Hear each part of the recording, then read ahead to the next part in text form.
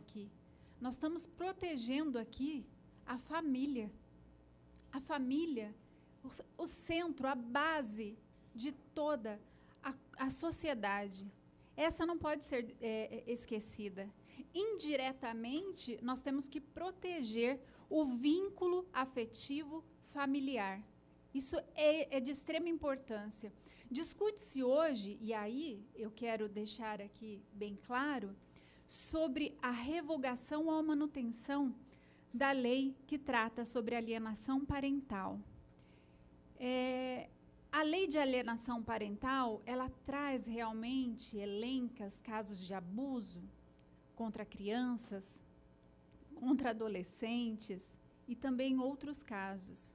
Discutiu-se muito da mãe como vítima nessa lei. Discutiu-se muito sobre o abuso. Mas nós não devemos esquecer aqui que esse não é o principal objetivo dessa lei. Nós não podemos apagar uma lei simplesmente porque talvez ela está sendo aplicada inadequadamente ou com falhas. Quem julga, quem apresenta esses debates, esses conflitos, são seres humanos. E nós, seres humanos, somos falhos. É óbvio que isso não é justificativa para que nós possamos manter uma lei ou que venhamos revogar uma lei. A lei em si é necessária sempre que haja um conflito. A sociedade tem hoje um conflito de interesse? Tem. Nós não sabemos se essa lei hoje está realmente trazendo a proteção pela qual ela foi criada. E quando nós trazemos um conflito, onde tem várias entidades aqui, membros da advocacia, representantes do Ministério Público, representantes da área da psicologia, coletividade e associações, cada um trazendo o seu ponto de vista, cada um trazendo aquilo que entende que é correto na sua aplicação. O que nós não podemos deixar é de legislar, ter uma legislação que venha nos esclarecer aquilo que é correto ou incorreto. Nós precisamos, infelizmente, diante do nosso adiantamento moral, de uma regra. E só depois que nós internalizarmos isso em cada um de nós, o que é correto, e aquele comportamento se tornar natural em nós, é que nós devemos pensar numa revogação, seja ela expressa ou tácita. Enquanto houver conflitos de interesse na sociedade, nós devemos ter uma legislação que venha regulamentar. Eu trabalho lá no município, muito com empoderamento, e, a princípio, a gente começou a trabalhar com a legislação também, com a alienação parental. E lá, especificamente, nós conseguimos a aprovação de uma semana dentro do calendário municipal, onde a gente faz trabalhos em entidades e também com profissionais da área de direito para conscientizar e prevenir os atos de alienação parental. Para a gente é muito comum, quando a gente fala dentre os operadores de direito ou outras classes, que têm um conhecimento cultural mais elevado, como nós que estamos aqui presentes, sempre tem alguém que vem relatar para a gente, olha, eu sofri um ato de alienação parental. Para a gente é muito comum isso. Sempre tem alguém, eu tenho certeza que tem alguém aqui que pode relatar que sofreu um ato de alienação parental. Como também em entidades de classe, que a gente vai lá na favela, às vezes, orientar pessoas de baixa renda que têm o conhecimento, a cultura muito aquém da realidade nossa, que eles nem sequer sabem que aqueles atos que eles estão praticando são atos de alienação parental. E o pior, eles não sabem sequer que aquele simples ato, que parece simples, trazem consequências gravíssimas para uma sociedade.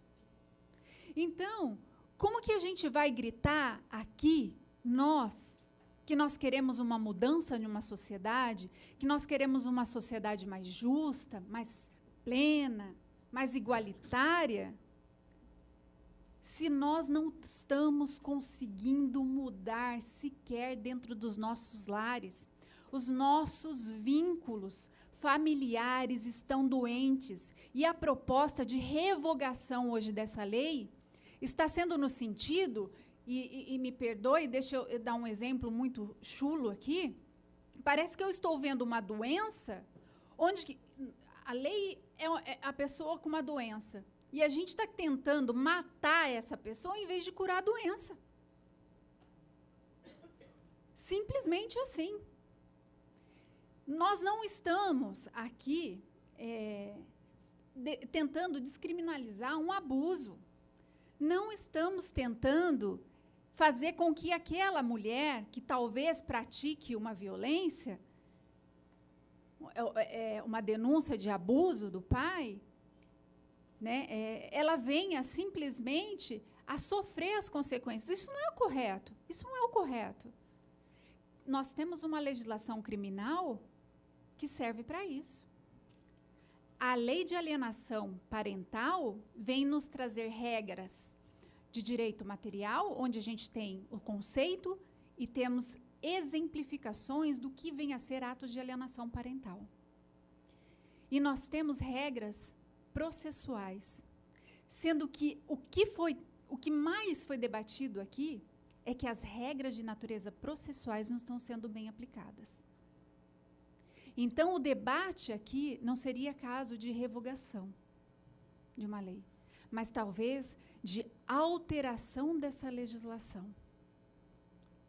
Lá na cidade de Marília, nós temos efetivamente uma ótima aplicação do judiciário. Nós temos um país numa extensão territorial muito grande. Pode ser que não seja o mesmo enfoque que tem em todo, como se tem aqui no estado de São Paulo. Mas, certamente, a revogação não é a solução dos nossos problemas. Muito obrigada. Doutora, muito obrigada. Passo a palavra à doutora Gisele. Bom, boa tarde, e coube-me a nós duas o fechamento, né, dessa audiência, que eu confesso saio bem mais tranquila, né, aguardava algo muito mais difícil, e a gente vê que, na verdade, estamos caminhando para repensar, e não em matar o mensageiro, né, em revogar a lei, mas sim em aperfeiçoar os caminhos. Fala-se muito do superior interesse da criança e do adolescente, mas, na verdade, é o superior interesse da família, né? E criança e adolescentes precisam de dois, de pai e mãe, ou quem exerça essas funções. Então, quando a gente fala da alienação parental, aliás, parentalidade é um termo que vem da psicanálise, e a gente fala de alienação parental num país em que grande parte dos lares é gerenciado, mantido exclusivamente por mulheres. Então, veja a importância de discutirmos, sim, o papel do pai, o papel da mãe e a importância do casal parental, destes dois. Quando existe uma situação de alienação parental, na verdade, os dois são alienados, porque um não pode exercer o papel de dois, a menos que esse outro esteja totalmente ausente, né? Então, devemos repensar assim. Quando falamos da lei da alienação parental, nós temos, então, 3 questões para abordar.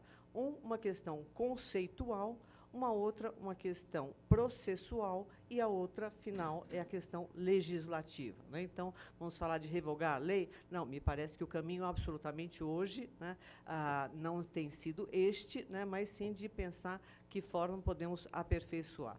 Com relação à questão conceitual, eu acho que já está muito claro também que não se fala em síndrome. Aliás, a tentativa de medicalização das relações familiares foge, né, aquilo que o direito deve fazer. Assim como, e esse é um alerta que eu faço, a tentativa de criminalização das relações familiares.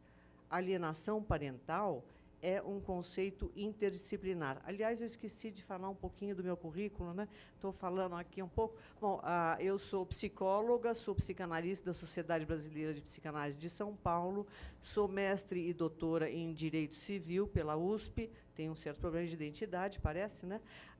Faço parte do IBDFAM, Instituto Brasileiro de Direito de Família, sou presidente nacional da Comissão de Relações Interdisciplinares e também faço parte da Sociedade Internacional de Direito de Família, do Conselho Executivo, que é uma sociedade internacional.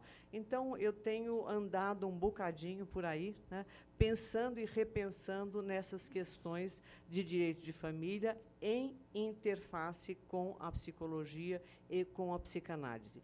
Costumo trabalhar assim, já fiz como perita e, muitas vezes, como assistente técnica.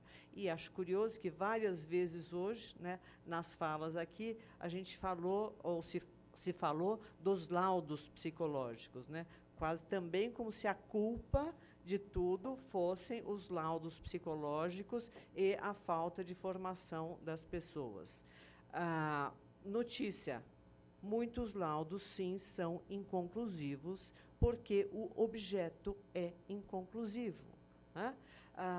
Psicanálise, gente, Freud, 1905, 3 ensaios sobre a teoria da sexualidade. Tem um capítulozinho que ele fala das fantasias sexuais infantis. Foi falado antes aqui que as crianças não mentem ou que as crianças têm um raciocínio concreto. Eu pergunto, aonde estão as fantasias que todos sabemos fazem parte do desenvolvimento infantil? Aliás, criança tem o direito a fantasiar. E é uma violência se tomar a palavra da criança de uma forma literal, como se agora a mera acusação já se transformasse em prova. Cuidado, é isso que nós estamos fazendo na nossa sociedade. Alguém acusou, já é prova, e já é um problema. Então, temos que resgatar a importância, inclusive, da lei da alienação parental, naquilo que ela recomenda uma avaliação 360 graus, ou seja, ela recomenda que a avaliação seja feita com a criança, com o pai, com a mãe, o contexto, o histórico, e, após um tipo de avaliação assim, é que se pode dar um encaminhamento, uma sugestão e verificar se há atos e há uma campanha efetiva, não só atos, não deve se confundir um ato com uma campanha, se há a ocorrência da alienação parental. Da mesma forma,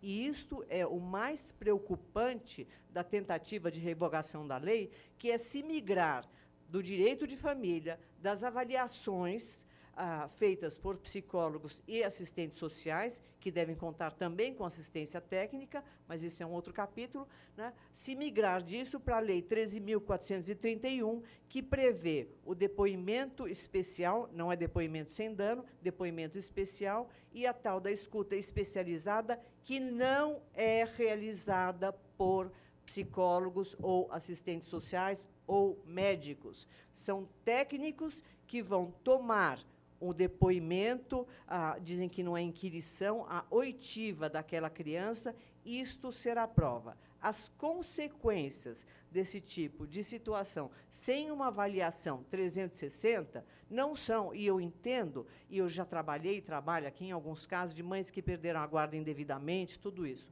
Mas quais são as consequências de se tomar a palavra da criança de uma forma literal com relação ao abuso sexual?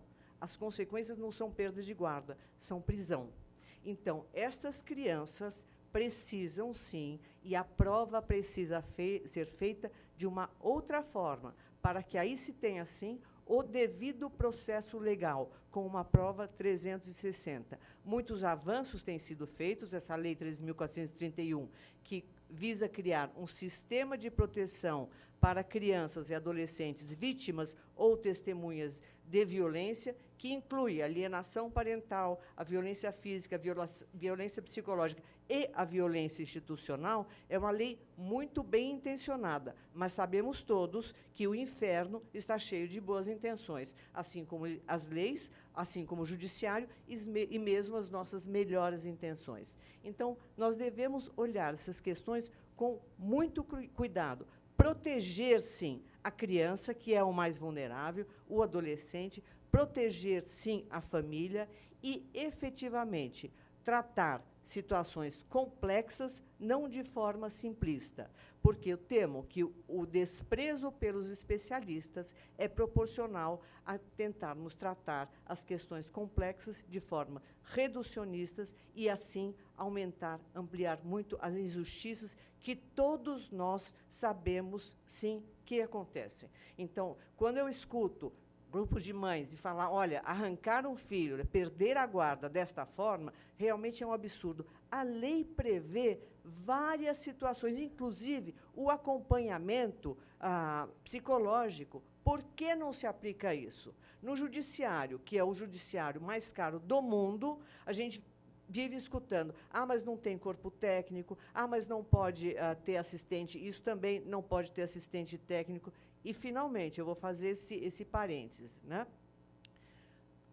Devido ao processo legal, o Código de Processo faculta que se tenha assistente técnico. Por que esta recusa a ter assistente técnico que vai colaborar com a perícia para tratar de assuntos altamente subjetivos? Então, eu sempre digo, tenham assistentes técnicos. Falou-se aqui muito dos laudos, né? Porque a cariação, isso não existe no âmbito da psicologia. Né?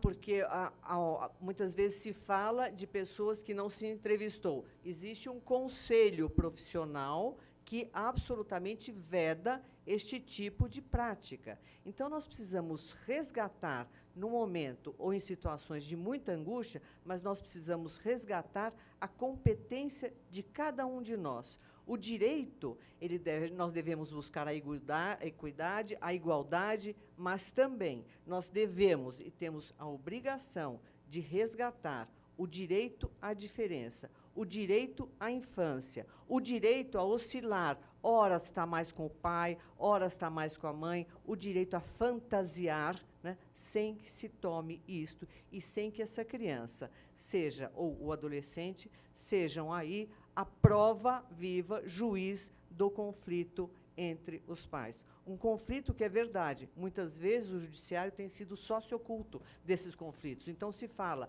sim, se ganha dinheiro, sim, tem muita gente, né?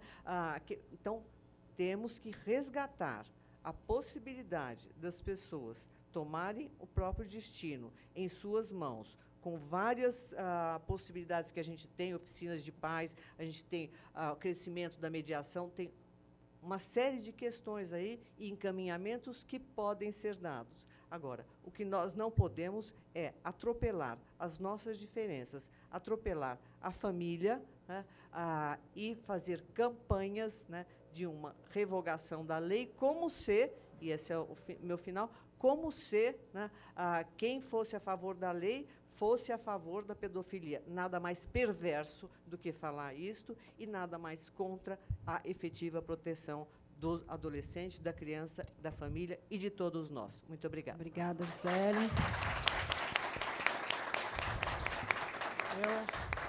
Aqui, em nome de todas as associações que apoiaram a realização desse evento, agradeço imensamente a participação de todos, especialmente o clima de cordialidade e respeito que a gente conseguiu manter.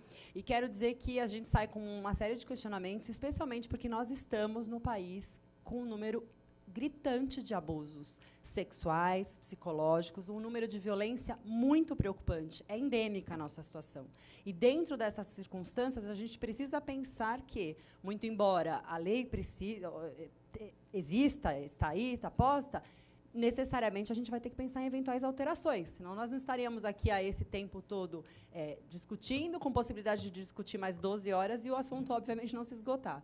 Então, diante desta perspectiva também, da questão da desigualdade de gêneros, que é absurda, da violência contra a mulher, da violência contra a criança e do abuso sexual, a gente precisa pensar em formas de coibi-lo da maneira mais efetiva possível e também também resguardar a possibilidade de coibir outros tipos de abuso.